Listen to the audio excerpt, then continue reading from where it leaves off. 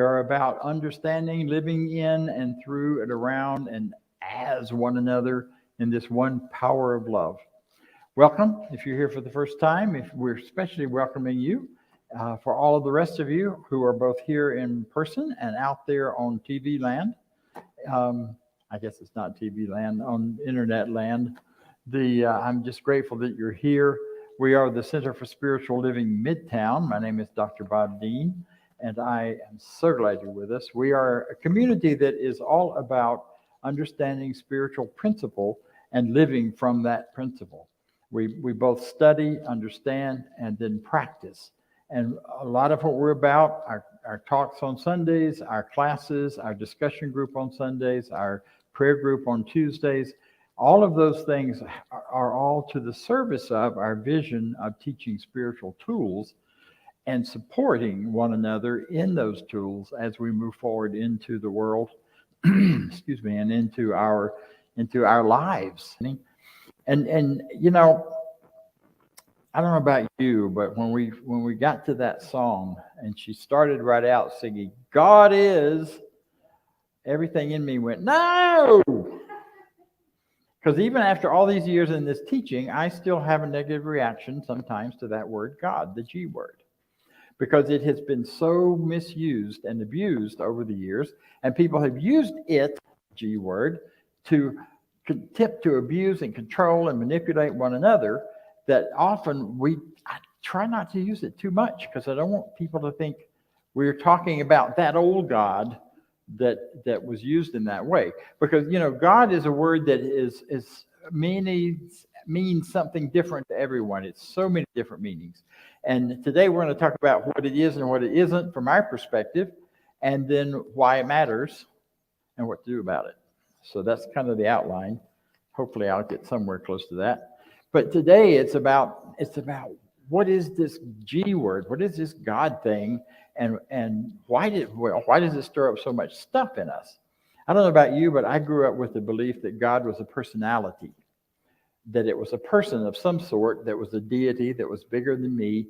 It lived in the universe somewhere. I didn't really believe it was a God up there somewhere because I'd already had enough science as a kid to go, oh no, it can't, there's no up.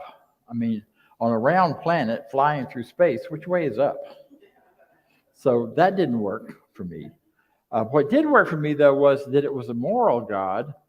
And I grew up in a tradition that said it believed in the priesthood of the believer, that every believer had the right to choose their beliefs, to look at everything that was going on and what they were being taught and choose what was true and what was not true for them. And that was a really powerful place to start, even though it was filled with a lot of shoulds and oughts and things that I was supposed to believe if I wanted to be a good boy. And I really wanted to be a good boy, then more so than now. So that God thing just really, really became a big part of my life. My father passed away when I was very young. I was 7 and he was 30. And he got saved just before. This God thing suddenly came into his life and became very important. And what I heard after he passed away was, well, first of all, I saw the huge change in him when that happened. His behavior changed. So much changed in the way he treated us and the way he experienced life. He was so sad before that, and he was so free after that, that it was just a different world. So this God thing got my attention at that point. I was only 7. Then when he passed away and they told me he had gone to be with God, I thought, well, there's more to it than that. I need to be a really good boy so I can get to go there too, wherever there was. So I spent my life with that. But the whole point of that is simply that we all form our ideas of God by our very earliest experiences with power. And that's what the human race has done. We started out experiencing power, and how do we experience power, and what sense do we make of it? So historically, through the ages, humans have done that.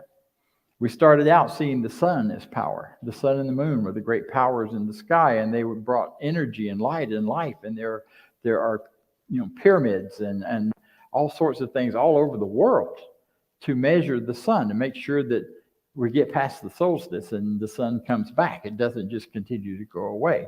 by the time that much of the Bible was written, the belief was that this universe, that the gods lived above the sky and below the waters, and that we were in between people. And to know God, you had to understand that through these holes in the sky, light was shining in, and that's where the light of God was coming from. It was the sun, it was the moon, it were the stars, all of those things. So all of that kind of blends together in the development of human consciousness, because that's what matters. It's where is your consciousness and my consciousness as we understand this thing called God. And that we keep these, or that we question our gut reactions about it. And as I question mine every day, every time I hear it, I thought I was all over it until I just heard that song right then. I'm like, ooh, God. But that's a God that was about a personality who made choices, decisions. Sometimes it would hand out blessings and good things, and sometimes it would hand out not so good things, but there was never any clear understanding for my part of what made the difference. If you behaved good enough, maybe you got the good stuff. But then I also saw people I didn't think were behaving very well, getting all the good stuff, or a lot of the good stuff. And then I heard, well, when you get to heaven, that'll all be balanced out. Because in this life, you're not going to have it that way, but when you get to heaven, the bad guys will lose and the good guys will win. Well, that didn't last but too long. But the whole point of this is the idea that the power of God, the power of this G word, God, is outside of us. When I got into a 12-step program, I learned I had already thrown all ideas of God out at that point, but I had to have some kind of idea. So what I heard was good, orderly direction, G-O-D. I adopted that for a while. That really worked well for me. This idea of oneness, though, took a little longer. I remember in that period of the G-O-D, the good, orderly direction, I was in my backyard in a hammock, just rocking, enjoying the afternoon. It was hot. That was the coolest place other than the air conditioning. And I didn't want to be in air conditioning right then. So I'm rocking, I'm looking up at the trees, and I'm thinking, and this idea hit me. Every time I breathe out, a tree breathes in. Every time I release something comes back to me. So there's a circuit, there's a flow.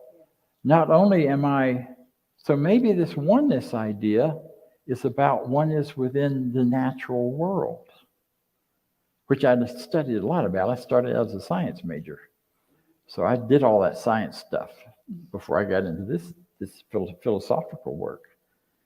And I went, wow, that turned a corner for me. That opened something up new in me, that all of my study about environments and how we are interconnected, it's really a study of oneness and how this all works together from one power, one energy, one place.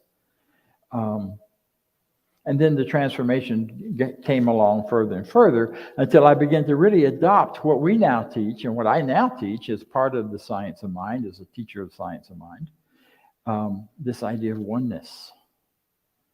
I thought about in your treatment, you said something to the effect, and forgive me for not quoting you right, but that we can choose to manifest prosperity. We can choose to manifest health. We can choose to bring into our lives more of peace, more of all of these things. Well, how do we do that? What are we doing that with? We're doing that with our minds, right? So the mind must be the link somewhere in all of this. That was my stepping stone. So this power of one started to grow in me whenever I was looking for and trying to understand religions. I was in a master or doctoral program, and I was looking at religions and why they were useful to people and how they were culturally developed and all of those things. And yet I kept thinking there's something underneath and below and behind that they're all trying to get to, but nobody seems to be expressing it. And then I walked into the Atlanta Church of Religious Science, and I heard them talk about oneness. Well, that sounds like what they're after. And then I heard there's a whole philosophy that's been around for eons that has been right there. At that time, there was not a single book in the Emory University library about an idea of oneness or a philosophy of oneness. There was nothing about New Thought. There was nothing about Ernest Holmes or these teachings that have been around for 200 years at least and more, if you look really deep into the other teachings. And I went, wow. But so I started reading, I started absorbing it all as fast as I could, and it just made so much sense. And I realized this thing I was trying to write as my doctoral dissertation had already been written. And yet it wasn't recognized by my academic world, so I couldn't use it in my doc, which is why I didn't finish the doctorate to this day. I still have an ABD, all but the dissertation. And that's great, and I'm happy for that. But the idea here, and I want to keep wanting to come back to, is that this idea of one power was so seminal and so important to me. Because in the world, if you look around in our world of our five senses, touch, taste, smell, see, sight, there's a lot of powers at work here. There's warring, there's people against each other, there's my wonderful healthy body that also surprises me sometimes and goes, oh no, not so much in that department. All these other conflicting things, and I just couldn't make sense of it to begin with, and it still takes some work with some of it to make sense. But it got to make sense, because if oneness is not true and real in everywhere, it's not true and real anywhere. So one power in one place at one time, always, everywhere, everything. So what are the qualities of this one power we talk about? Our idea of the G word. The qualities of this are those qualities that you referred to. It's the qualities of love. It's the quality of light. It's the quality of peace. It's the quality of beauty. Beauty is a fascinating thing. We don't talk much about it anymore. Philosophers of the last century spent a lot of time on it. It's not the thing you're looking at. It's your experience of looking at it. It's where the beauty is. That's a consciousness piece. All of those qualities of the infinite are qualities within us that are the infinite ultimate thing. Prosperity, givingness, creativity, all of that are the connections and the qualities of the universe. Now, what it does do, and I love the other part of the quote you read that says it's not personal. And this oneness does not operate to make anyone special. I like that, except when I'm feeling special. And then I'm like, what do you mean it's not special? I'm special. I got the numbers. I got all the letters behind my name. I got travel behind me. I got all this good stuff. What do you mean I'm not special? Pardon? I got my coat of many colors on that a member made for me in such wonderful. I'm so grateful for. She painted it. Maybe I'm not special. Well, of course you're not, in the sense that this oneness works the same way in me that it works in every other person, from all of us sitting here to the person that's living on the street and doing the best they can to get by. We're all part of that one power. And the only difference is some of us have learned how to use it, and some of us haven't. And we'll get to that.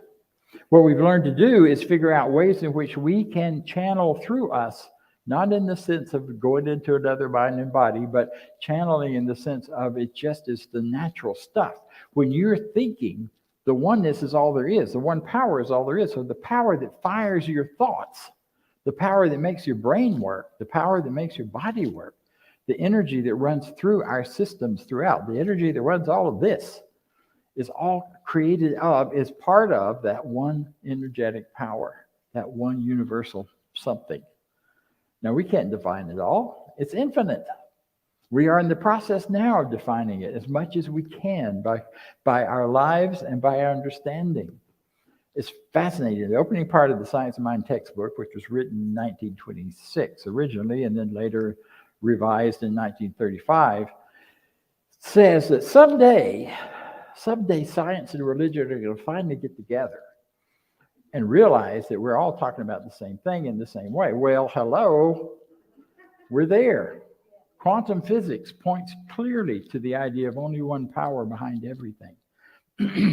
That this universe, this known universe, is a collection of energy and information concentrated in special points and pods all around. You and I are simply points of energy and information.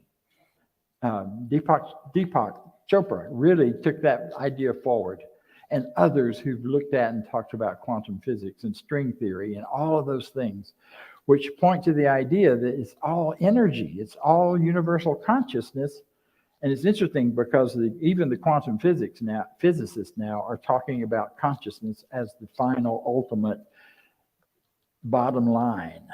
Once they go past the string theory and the this theory and the that theory, they get down to what's the base, what does it all bubble up from? It all bubbles up out of it as part of universal consciousness.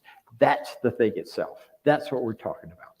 We're talking about the fact that this thing right here is not solid. It looks solid. If I drop it on my toe, it will definitely feel solid.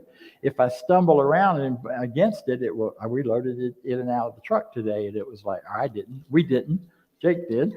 And it felt pretty solid when he picked it up and carried it. It didn't look as solid when he carries it as when I try to carry it, but still, it's solid. But it's not. You've had seventh grade science teaches you that it's a collection of molecules and energy, and there's far more space in there than there is anything solid. Where you go below and beyond that, what's behind that? Consciousness.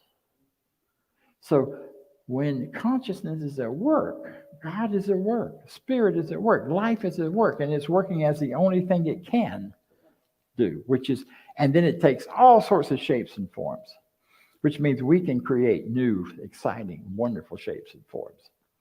I got a real sense of urgency to go, and here's an example of how we use it. I'm going back out west. I've been invited to join some friends at our new retreat center, Cedar Ridge, Camp Cedar Ridge, that CSL recently bought, and is this wonderful, beautiful space. Some of my friends were going to gather there for just an impromptu retreat. And they called and said, "You better come." Well, that's Seattle. That's all the way on the other side of the planet. No, just the other side of the country. And I was not in a real good place to just fork out the dollars. So I started looking around. It was late. Flights were $1,200, $1,300. I'm like, oh, no, we're not doing that. Kept treating about it. If this is for me, it'll come. Woke up one night about right at 12 o'clock. I'd been asleep a couple of hours. Just wide awake. Got to check flights. What? I'm sleepy. Okay, get my phone out. Check the flights. And there was the same flight I'd been looking at for $1,200 was $360 that day. That night. I booked it. It went back up the next day. Why it was like that day? Well, So I got to go.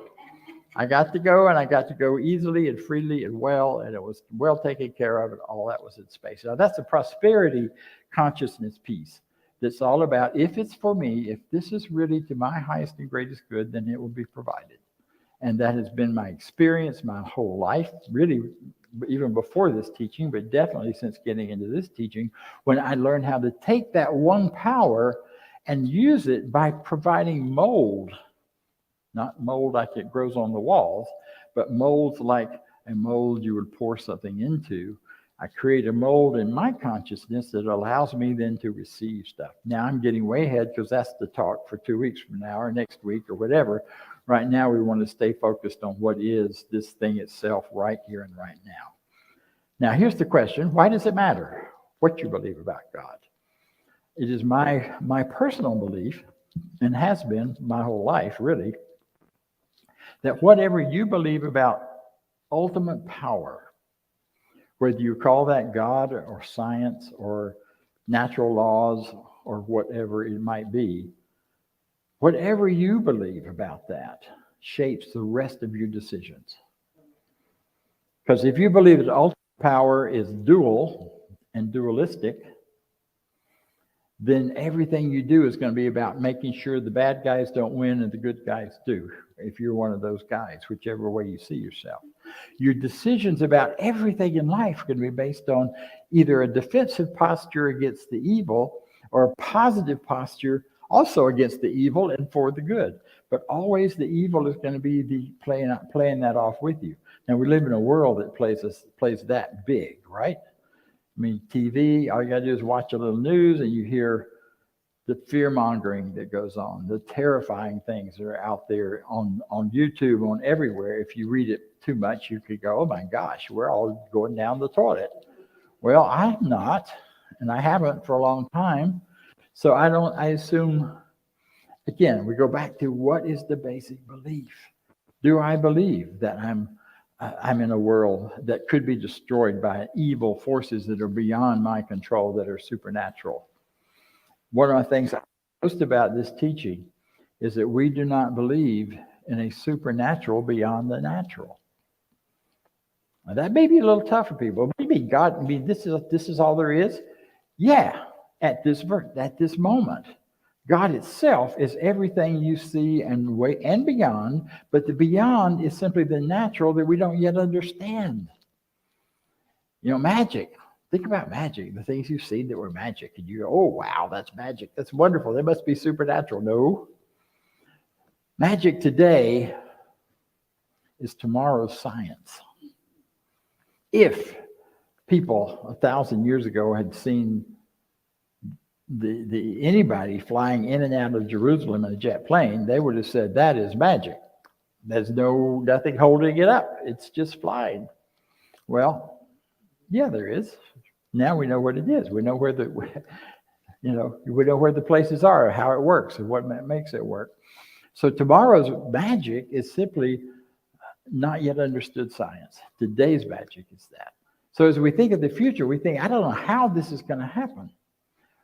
If you can envision it happening, you don't have to know how it happens. You just have to know that my imagination tells me this can really be true and real for me. I can have what I want. I can be what I want. And if I believe I live in a universe of oneness where there's nothing opposing that on the ultimate level, then that could happen. The only limitation is my own imagination and consciousness and willingness to take action. That's the other part we sometimes forget. You know, these things don't happen. I had to make a phone call to get the cheaper fare. That didn't just somehow land in my bank account. I had to do it. You have to take the action that comes when you understand the process and the feeling. So it matters. The difference it makes in our lives is that we can move out of fear into freedom. You know, it is our basic birthright. It is our basic starting place. That's also in the very first few chapters of the textbook that says, and by the textbook, I mean Science of Mind by Ernest Holmes. Talks about that freedom is our natural way to be. That's why we have this drive toward it. No matter what may be attempting to, we see us pushing back against it, there's that within us that wants free. Free to go, free to stay, free to love, free to live, free to be who we know ourselves most fully to be. That's a great, powerful difference for us. Knowing this oneness means I don't have to be afraid of the evil spirits. You know, a few years ago, they did a study about what the TV people and the movies people did this big study about what are folks wanting in movies. And the big thing that came out of that was they were wanting more spiritual content. So now we have more spiritual content. And that spiritual content is always about the evil spirit that's coming after you, or the bad juju that's going to get you, or the superhero that's going to win, or the anti-heroes of the superpowers that are going to win. All that duality, it's all about two-ness. I've seen very few movies about oneness. There are a few. One of my favorites is The Last Holiday, I think is the title of it. And where the woman thinks she's dying, and so she goes on vacation and lives out her wish book that she'd been accomplishing for years and putting together for years. And it's just such a rich and fun and beautiful movie, including her estranged boyfriend coming and weathering the Alps, snow and ice to get to her just while she's up on the roof. Anyway, it's a lot of story. You'll watch it, or you won't. There are stories that have that out there, but they're rare. So you and I get to rewrite our stories. We get to rewrite that story of fear, of lack, of limitation, of unhealth. And health is a whole nother topic we're going to go into in February. But right now, we're just going to stay back with this one power. So know that this is how it is. If you choose to believe in it, if you choose to create beliefs in that idea, then things will come to you to start showing it to you. It's like looking for the car that you were always thinking you wanted, and then suddenly they're showing up everywhere. I'm seeing Teslas everywhere. And I'm not yet sure how I'm going to finance that, but I'm seeing Teslas everywhere, including out here. Thank you, Rick and Lynn. Because to me, that's kind of the next idea of, the next idea of what the car industry is going to be about. So Vance is standing over here, which is letting me know that I need to wrap this up, and I will. Our affirmation for this week, and I invite you to use it and then watch for what happens in your life. And the affirmation is, God is all there is. It means you got to get clear about what you mean by God and the all, and what the connection between the two happen to be for you. So I encourage you to work with that, to play with it, to write it, to think about it, and come back next week and we'll take the next part. In fact, I will not be here. I will be on another retreat. And the wonderful Reverend Angela, who's sitting back here, will be speaking to you next week. And we will continue right here, same channel, same place, same good vibes. Thank you.